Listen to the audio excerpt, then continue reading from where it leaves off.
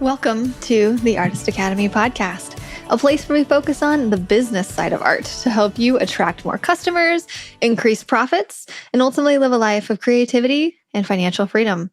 I'm your host, Andrea Earhart, and this week's episode is the advice from our 100K Club. And by 100K Club, I mean specifically people within the Artist Academy who have made $100,000 or more within their business this past year. I am so proud to even be able to say that we have a 100K club. You have no idea. And it's growing every year. The first time I did this, I think we had like 2 people. And I was like, yeah, 2 people have, they start in the academy and I help them with random things. Like everybody's different. Everybody needs something different. And whether it's a little bit more one-on-one stuff, whether they just come in, watch a couple of videos, they figure out what Thumbtack is and how to go about it the right way, and they take off. Everybody has a different thing that they need. And which is why I make the academy very versatile and just has a little bit of everything that I know from me, from other muralists, from other artists who do all these different things. And yeah, so anyway, let's get into the advice. I posted in the academy a couple months ago. So truthfully, I've been meaning to sit down and record this for a while, but like I had mentioned in a couple other solo episodes, I just hadn't really been feeling it. I hadn't been feeling the energy to get on here and just give you advice, but I'm starting to get that energy back now, starting to. And so I think there's going to be a lot more solo episodes. I might even do 2 episodes a week, 1 interview and 1 solo episode. Let me know, but I'm only going to do that. This is my teaser of it. I'm only going to do that if you DM me and say, yes, I want more podcast episodes. I want to hear an interview and I want some advice from you. I thought about doing it for the 4th quarter. It's a lot of work for me to produce 2 in 1 month. So let me know if you want that, because if you want it, then I'll do it. But if I don't hear anything, then I'm not going to do it. You're like, no, Andrew, 1 is enough. We have 300 plus episodes. Give yourself a break. Whatever you want, just let me know. I'm open to all the feedback. If you want anybody that you want interviewed, if you follow an artist and you're like, this person is really cool, I want to know their backstory, I want to know their childhood and how they price and everything, can you interview them? I might do it. So message me, Instagram preferably. Message me anything you have about the podcast that you've been listening for a while. I love to hear. That's how I gauge if an episode is good, because I'll get a message that says, wow, this episode really helped me. Thank you so much. And I'm like, yes, okay, great. If I just get 1, I'm happy, which I usually get 1. Sometimes I don't. It's fine. I know you like it. You don't have to tell me every time, maybe, but you really do. Okay. Anyway, advice from our 100K Club. I put this post in our Facebook group, like I said a while ago, and I'm going to be reading what people have commented. And what I'm asking them here is, hey, give me your best advice. Give me the thing that helped you, that was either your turning point or the one thing, because we can all, including myself, ramble on about I did this and I did that and this worked and then this motivated me and all that. And give me one thing to give to you all about how it helped this particular artist you make $100,000 in your art business, which is a pretty big feat. Money isn't everything, and we can all go back on all of that. But I think it's just another level of making 100K in your business. It's not 50 is a really good amount, and that's a great way to provide for your family and all that. But making 100K, it's just, there's something special in there. And I want to extract what the specialness is that somebody else has found, because we all have different areas that we're painting in and different locations and all different specialties, but there's something special about it. Okay, I'm going to stop rambling and just go. But the first person who commented on it, and I'm so glad she did, is Crystal Jane Frye. She is the Easy Easel on Facebook. Her Facebook is huge. By the way, I've interviewed her on the podcast before, and she's just killing it. And she is so busy. She just made her first $100,000 this year. She just broke over that bridge or that mold, whoever. And she says, I am busy, but the busier I look on social media, the busier I get. and it still rings true to right now. So the busier that she posts that she is, so say she's doing one project, but she posts it 5 times, right? And sometimes 2 to 3 to 4 times a day, right? The girl posts a lot and people love it. Nobody's commenting on her stuff saying, you post too much, or we're tired of seeing this. Like she says that she does get some comments that she's on Facebook a lot. I think I've seen something about that. And she's like, don't care. This is my business. This is what I like to share. Everybody's entertained by it. And this is how she gets more business. So the more you post, the more projects you're going to get. She said that she's averaging about $700 a day or more right now. So just to give you some numbers, because I know I love to hear the numbers. Okay, so the next one is from Dani. She says, the one thing that helped me the most was cultivating relationships with my clients. The reason I did so well last year had to do with a lot of referrals. This is also the first time that Dani had made $100,000 in her art business as well. I just want to point out, so Dani painted her first mural with me at an Artist Academy mural meetup in Missouri now 3 years ago. Yes, it was 2021, I believe. Yeah, I need to fact check that. Yeah, so she came and just got in all the energy of it and saw how we did it. And then she went home to Kansas City, is where she is located. And she started off doing jackets and smaller things off of Etsy and shoes. And then she says that she's just started painting much larger murals so that the majority of her income comes from that. She says she also teaches paint your pet classes at the end of every month. And it's gotten popular enough that the companies have reached out so that now she does 2 to 3 per month. So she cut off a lot of the smaller stuff. She mostly does big murals, but also loves to teach. She's a teacher. And so she does the paint your pet classes. So a little bit of diversity in there.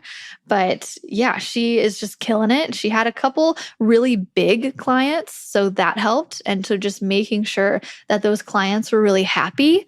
So just to tell you a backstory, I had a not so great experience with a customer. And I think about it sometimes about how I would have handled it differently now. And this kind of goes like, so Dani says, create a good rapport with your customers and just treat them really well. This was about probably 6 years ago. I got a customer and he was a pretty big name. And I did a mural for him in the Springfield area. And we just couldn't get our communication right. And I didn't really know, I didn't give him a full-blown sketch before I started. And I should have, first off. And it was just a lot of back and forth as I was painting. And it was just not a good experience for either of us. Not to say that he was at fault or it was both of us. And I think about that sometimes, how he could have been a really good client who I could have gotten a lot more work from. But because I didn't know how to handle it at the time, it just wasn't very good. So of course, he's not going to be like, hey, we have this other project. And he was like a general contractor, which is the person you want, right? It's like they're like a construction contractor who they build a lot of different things. And so they want to beautify the things that they're building sometimes and put murals on them. And he's done several other projects with artists and they just knocked it out of the park. And I always think, I'm like, man, that could have been better. Maybe I could reach out again. I don't know. But it's just, I think things like that come from experience. And I didn't ask Dani if she'd had a bad experience with it, but that's how I've learned. So I think that comes with experience and just like usually the 100K club artists are the experienced ones. You've been in it a few years. I think Dani was on year 3 when she made 100K, and it doesn't take 10 years. It doesn't take until I'm 60 years old, like I had thought that it was going to take. Like back in the day, I had this belief that I had to be 60 or at least 50 to make the big bucks as an artist, because that's all I saw around me were artists who were older and making the top dollar. I quickly figured out that that wasn't it. So I like to share that as much as possible. But I think with age, with years of experience, comes those mess ups and comes refining and making it better. And just, I think money comes with a lot of mistakes that had already been made. I paid for that. I paid for it, but I also I paid for that lesson now, and it has paid off now because I really treat a lot of my new customers with a lot of respect. I know to give them full sketches, especially contractors, like anybody in the construction or engineering or anybody with that, to getting a full sketch before I do it and getting it approved and then putting it on the wall. Huge lesson. Okay, anyway, moving on. We had, so Jodi, she is a muralist in Hawaii, and she commented and basically echoed what Dani said. She says that creating a great rapport with your clients is really big. And she also joined a business group, and she got leads from the relationships that she made within the business group. And I want to echo that because I just joined the Chamber of Commerce in my local community. So Rogersville, less than 10,000 people. I joined the Chamber of Commerce because I wanted to get my Roger the Raccoon mural idea. If you haven't heard about that, I basically am painting raccoons all around Rogersville, and it's a fun, interactive thing, but I want to get to know the local businesses. And I figured, hey, I'll join the Chamber of Commerce. And the first meeting, not so great. I was like, oh, hi, anyway. But the second meeting, by the time I had painted a couple things around town and like messaged a couple people, and then we met at the meeting, much better. I had people coming up to me saying, hey, I would like a mural, or I would like a raccoon at my location. I'm like, great. But it took a couple times going to those meetings for it to actually work. If I had only went to one, I probably would have thrown it out and been like, that does not work. Don't join your local Chamber of Commerce, which would have been bad advice, right? And because I've had some experience with it before, with artists joining and then nothing came of it in other cities. So it just kind of depends on your local area. But just to echo what Jodi says, you can also join any kind of business to business groups, anything where you're an artist that can stand out, I think is a really good idea. So if you just want to Google business to business groups or community groups in your area that have a business and you want to share it, big. The next one we have on here is Samm Wehman. She goes, I made 100K. My best advice is always diversifying your streams of income. Someone could just do art shows or commissions, murals, wholesale or online sales, but combining these things for me has been a huge boost. Not accepting tiny jobs or opportunities that require a lot of energy for a little payout, just so sifting through all of that to get the bigger jobs.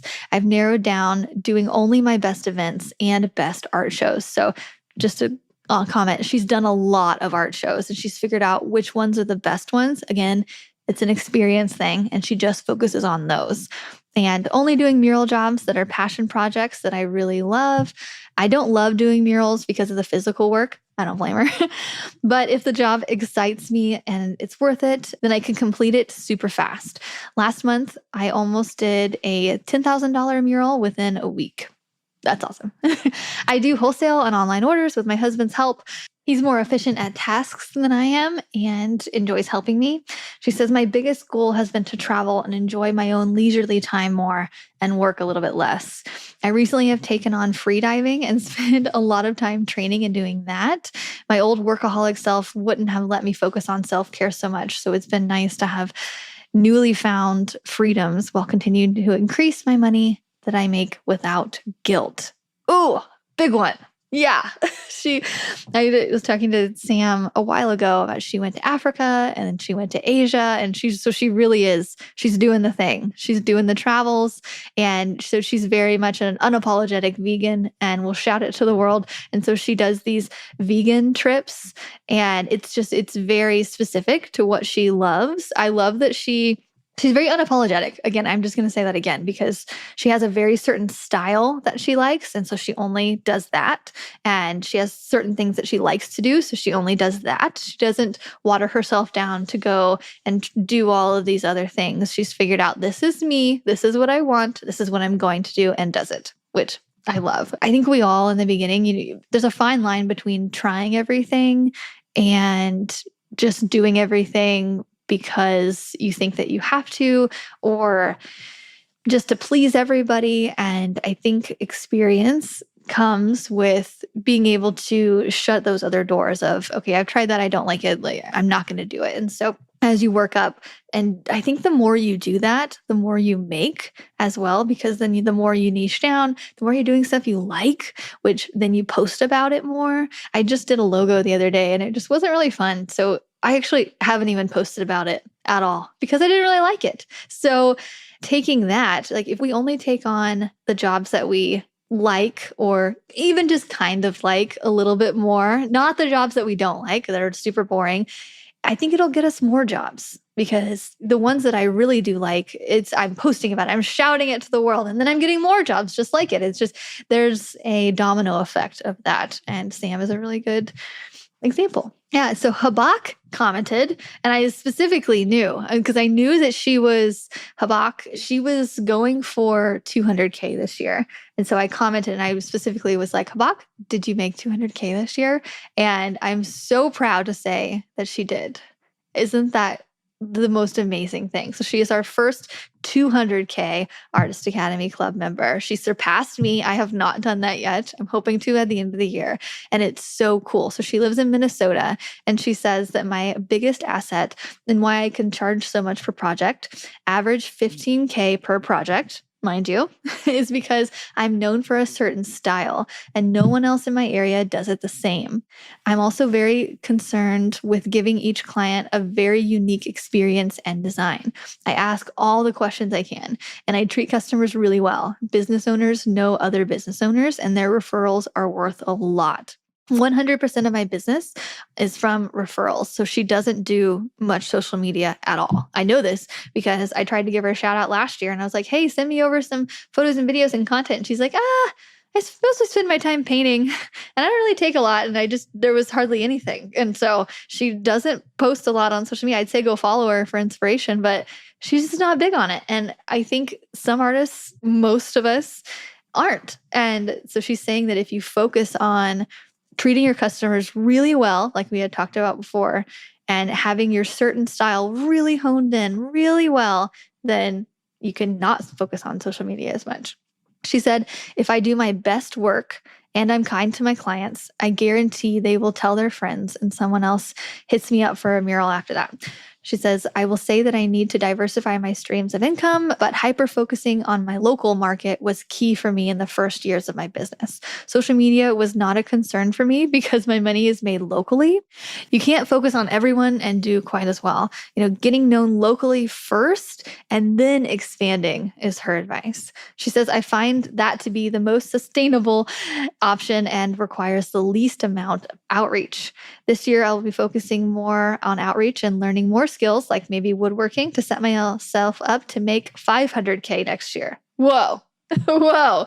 Okay, we'll do a follow-up on that to see if she made $500,000 in her art business next year. I love it. I love that her mindset is just like, okay, this is what I'm doing. I'm making 200K this year, and she did, and wants to do $500,000. That just like blows my mind. So I'm excited to, if so, I will obviously bring her on here and interview her and to find out exactly how she's doing that, numbers and everything. And I want to give a shout out to Lacey Crime, who made 100K again for her second time. And by the way, she went through a whole move the past year and everything. And now she makes more than her husband, which is kind of a cool thing to say. And Chelsea Blosil, she is welcoming a new baby into the world this year, but she's still such a boss babe and she made 100K last year and she's just going to continue to do it. And then Ryan Benefield, he is approaching 200K. He made right at 186. I love that he shared the number with us. But there is an episode with Ryan Benefield on here as well. There's one with Lacey Crime. There's one with Chelsea Blosil. There's all here. So if you just search on the podcast, you can go and listen to any of them in detail. But Ryan does work with sign companies. So that was his main piece of advice, was to work with sign companies and let them find the work and hire you as a contractor. And I echo that. I do a little bit of work with a local sign company here, and it's great because they work with the customer. They do the mock-ups. They do everything. They just hire you to go paint. And it's so great. And the last comment we had on here is from Rich Marks. And he says that I think my best advice, and this might sound obvious, but first and foremost is to paint all the time to hone your skills, problem solve, and you gain your artistic eye. Second, find a muralist/mentor that you admire and is currently making over 100K and study them. Identify the gap between your work and theirs, and then work hard to close that gap. Ooh, I like that advice.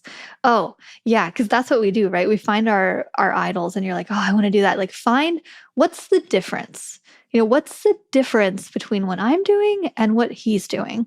What's the difference specifically? And ask yourself that. So if you have somebody that you admire, say it's somebody on this list, and you go and you follow them and like ask yourself, okay, what's the difference between the quality of photos they're sharing?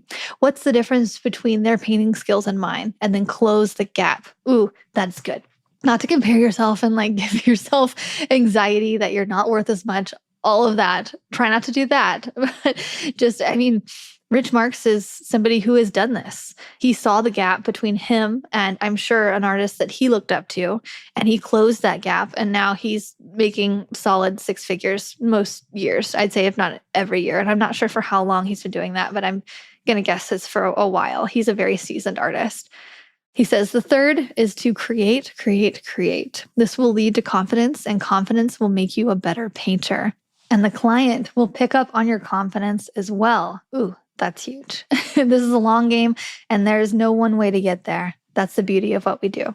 That closes out Rich's advice, and he is so right. And that his last part about confidence kind of bleeds into this last bit of advice. So I thought this was the last one, but I actually forgot. So I have in text message, I messaged my best friend, Samantha Cox, who is also a muralist here locally. We literally do the same thing. And I messaged her because I knew that she had also made 100K this year. And I'm so freaking proud. I'm like, heck yeah, this is her. So she started in 2020. She had a full 3 years. So 2020, 21, 22. And then 2023 is when she broke that 100K mark. And I'm sure she's going to do it again here in 2024.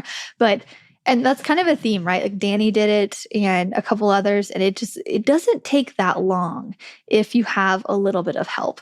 But personally, knowing Samantha, I got a back seat to see exactly how her business grew. And a big part of it, and her advice in this was, the first thing she told me was she gave herself permission to do it, and she let no excuses hold her back.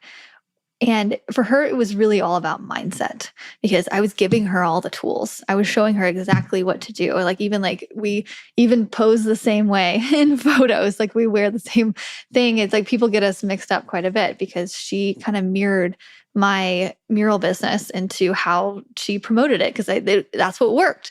But it was all about the confidence behind it for her, because I could show her exactly how to do it. I brought her on to paint and like to do all these things, but it was like getting the practice in to get the painting down also helped her confidence, but also just like having that mindset of, I can do this too, and I can do it on my own. All of those excuses, they don't necessarily pertain to me. I remember we were driving in the car one time and I was talking about making 100K that year and how like that was possible and all the things. And she was like, I've never thought about that. She's like, I've never thought that that was even a possibility in my mind. And I was like, really? And this was a while ago. This was probably like 2020. We were on the way to a mural site together. I was like, really? Tell me about it. She's like, I don't know. I've just never opened my mind up to like, I have no idea how to do that. So we just talked about just everything around that. And now that she's broken it, it's just so cool to see personally as someone who has come from because I was too. I was that person a long time ago where I was like, gosh, 100K looks like such a distant thing. And then changing my mindset to, okay, I'm going to do this.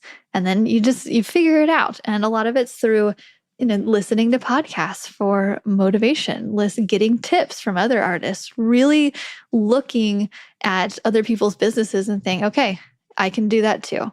Maybe not be the exact same way, but it's very similar. And so she said, and so I'm just going to read her text message. She said, I had a scarcity mindset before. She goes, I was tired of doing small jobs. She said, I love my clients, but the smaller the job, the smaller I felt. I stopped focusing on the negative and seeing something positive in everything. I gave smaller jobs away, basically windows. We all start with windows and you work up to murals. And she had a ton of windows. And finally, she started giving them windows away and focusing more on the bigger jobs. And, she said she motivated herself with podcasts and books. And then once she gained confidence, she took off. And I think that's the part. When I started the academy, I like put everything into it. I was like, this is exactly how I run my business.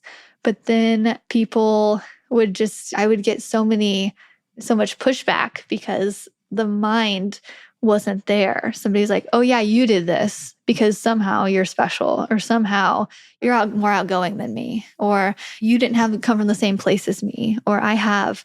Whatever it was, there was this limitation in the back of their heads. And so like we started doing these mindsets things inside of the academy. Like we did a mindset with Madeline where we really broke down what are the things you're telling yourself. Why do you think it's true? And here's why it's not. And here's how to get past it. And that's half of it. Right? I can give you all the things and show you, hey, I post on social media, I post in the local groups here. But if you don't think that you can do it, you're probably going to put it off and not do it. and then, or when people reach out, you're going to have a really weird conversation with them that's like, oh yeah, I kind of do this. I don't know. What do you want? Okay. And then you take forever to get back to them and you're not sure and you're overthinking it. Like, it's just like, it's such a mental thing to get over. But once you do, then it's just the sky's the limit. And I think for anybody who might have those mental blocks of like how to know that you have a mental block is that you're not taking action. That's how to know. You're like, why am I not taking action on this thing? Figure that out and then go past that and then actually take action and then you fixed it. That's what it is. And it's so different for everybody. But like for me, like a lot of the things that I do, I'm like, okay, wait, why do I feel sad right now? Like, why is it? And you just like work backwards. And since Samantha's confidence has taken off, so she started this other company called Mural Company Products, and they make muralist products. And it's been an up and down thing so far of like figuring out what and how and like what's the best everything. It's like starting over, right? And I get a back seat to this. I get to see, the struggles all over again of like figuring out what to sell to this customer, like what people need and how to make it and like how all the struggles again. Because when you start a new business, it's just like starting or like you start a different branch of your business. Like, so she's a muralist, but she's now figuring out how to make products. It's a whole new thing. Just like whenever I started the academy, I was already an artist, but now I'm figuring out how to teach artists. It's a whole new thing. So I've kind of lived it before. So I'm watching her live it again. And it's just a cool thing to watch, to like, you watch the struggle and you watch them figure it out and you watch, like I get to do that with the academy members as well. But it's really cool to get to do that with people who I really know in person. And so she has this new product that's coming out called the Mural Co palette. And it's the first palette for muralists. And I'm excited about it because I was complaining. I was like, okay, all my paint is running together. I need this, like, and she's like, hey, okay, I'll make it. And so her and her husband, who is really good at making things, he figured out how to make it. And she's figuring out how to she was advising them and figuring out how to do all of the other things with it. And they're putting it out very soon. And so I will link to that palette product here in the notes here.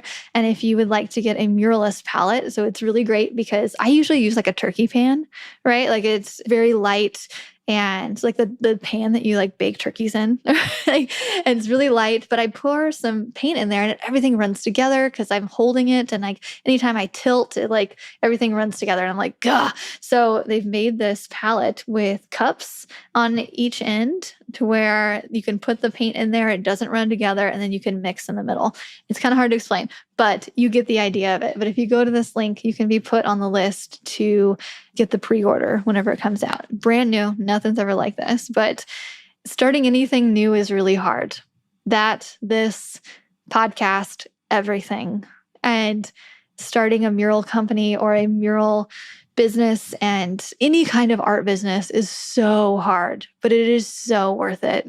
It's so worth it for the freedom. Like I really love, like every time Samantha, like this year reaches a new income level, I'm like, heck yeah. Cause that means we get to go do more fun things together. Like we actually, at the time I'm recording this, we are headed to Cancun, Mexico tomorrow. And we are going for a friend's bachelorette party. And Samantha and we went to California earlier this year to a music festival. And that's a fun perk for me personally, of making more money and making it to that 100K level is I get to enjoy it with the people I love. And so the more money she makes, the more fun we get to have together. And just recently, so we have our house cleaned now every week. And it's like the best thing that money could ever buy. Like I just tell my husband and anybody, I'm like, I would rather paint a couple extra hours than deep clean my house every day. So that's what I do. I'm like, I would rather paint a couple extra hours, make a little bit more, give that money to the cleaners, and they clean my house every week and they fold my laundry. It is the best thing. That is why I make money. That. And so Samantha, who's a very clean person, and she just recently got the same house cleaners that I had. So she just hired the same ones that we have, and they clean her house as well. And she gets her laundry folded now because she can afford it. And it's like, that is the best thing. It's like the best gift you can give somebody is like just the freedom to not have to mop the fucking floors. Like making 100K is so much more than bragging about it online. It's so much more than saying that you're part of this club.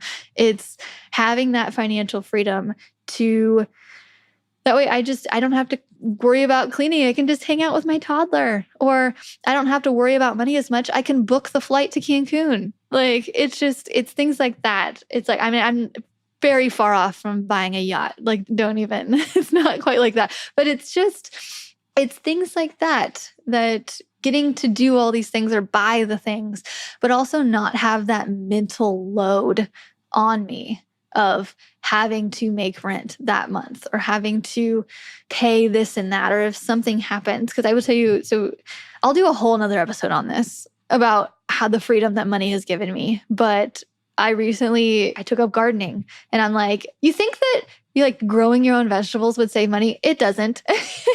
By the time you get the dirt and the raised beds and all the things, but I can. Like I can go and spend that because it's like less, it's a few $100s, but still I can go drop a few $100s and not feel bad about it, which growing up, that was not a thing. I remember wanting a class ring or like a school letter jacket to like show my sports and stuff when I was in high school. And it was a big deal for my mom to drop $100 on anything.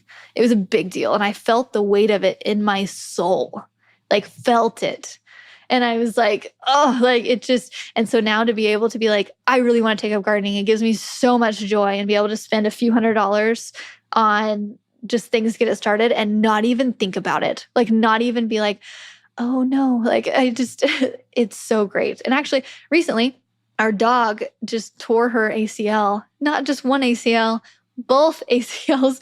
Poor thing, I know. But we had to drop $4,500 per surgery on those dang dog legs. And, it hurt a little bit. We're like, gosh, dang it. But it's not like, it doesn't kill us. We're not going to be like, oh, can we help our dog, or can we pay our rent or provide groceries or whatever? It doesn't matter. Like we can just do it. And that's the thing that money provides. And so getting to this 100K club level, it's not just about looking cool and whatever. It's about having the life that you want behind it, and also enjoying what you love while we do it. And so that's why I share stuff like this, because I want to motivate you. And if anything that anybody had said here motivates you to help tweak your art business a little bit, if anything just gives you more energy today to go reach out to people or do something, then that's a win. So, okay. All right. I am going to go do several other work things and then snuggle my toddler and pack because we leave for Cancun tomorrow. Yeah. So let me know what you thought about this episode. Message me if you have any interest in having 2 episodes a week during the 4th quarter. If you think that would help motivate you at all, message me and I will try to do it. But if I don't get messages, I'm not doing it. So anyway, okay. Hope you like this episode. I will see you next week with an interview. Thanks for listening to another episode of the Artist Academy podcast. If you like this art and business talk in audio form, then I want to invite you to get my book. It's called Mural Money: How to Grow Your Art Business from 0 to 6 figures. So starting from the very bottom, like you don't even have a website yet. You have nothing. You're not sure where to go, and you want to make money with a paintbrush. You want to have your creativity pay the bills. I have taken so much of the advice that I've gotten from artists from this podcast. I've been doing one episode for over 5 years now. So many interviews, so many good bits of advice. So I've taken the best of that advice and put it in my book, along with so many stories and lessons learned that I've had in my own mural career of just how I would go back and save a whole lot of time if I just knew these steps. It's a 15-hour audiobook. And so if you like this podcast, if you're listening to interview after interview, I know that you're going to like the book. So go to muralmoney.com. It's for anybody who wants to grow their art business with a paintbrush. Muralmoney.com. And I will see you next week for another episode of the Artist Academy podcast.